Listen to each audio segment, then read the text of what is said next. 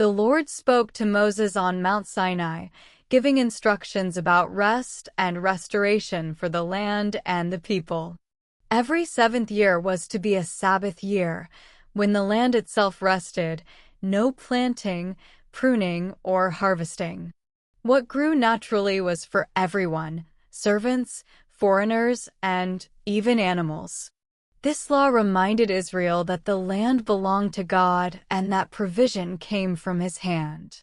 After 7 cycles of 7 years, the year of Jubilee was declared, the 50th year of freedom. In that year, debts were forgiven, slaves were released, and land was returned to its original family.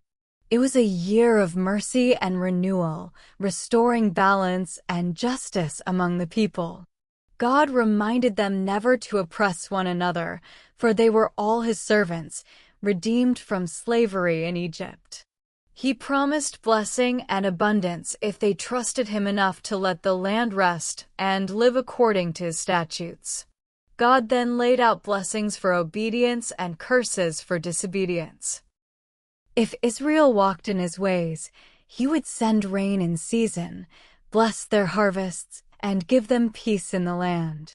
Their enemies would fall before them, and His presence would dwell among them. I will walk among you and be your God, and you will be my people. But if they rebelled, He warned of famine, disease, and exile.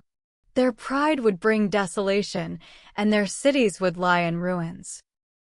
Yet, even in judgment, God promised mercy. If they confessed their sins and humbled their hearts, He would remember His covenant with Abraham, Isaac, and Jacob, and restore them once again.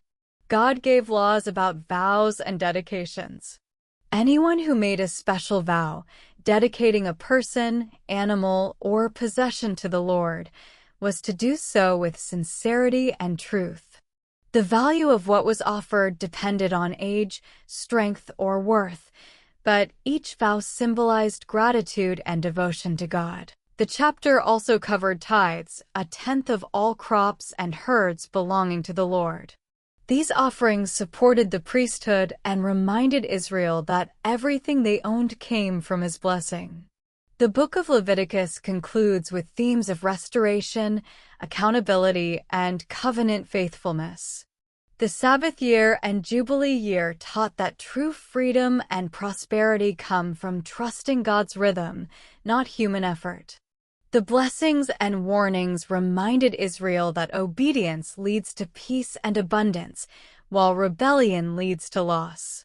The final laws on vows and tithes emphasized gratitude, faithfulness, and the importance of honoring God with what we have.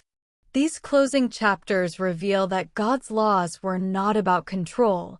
They were about compassion, justice, and renewal, drawing His people back to a life centered on holiness and trust.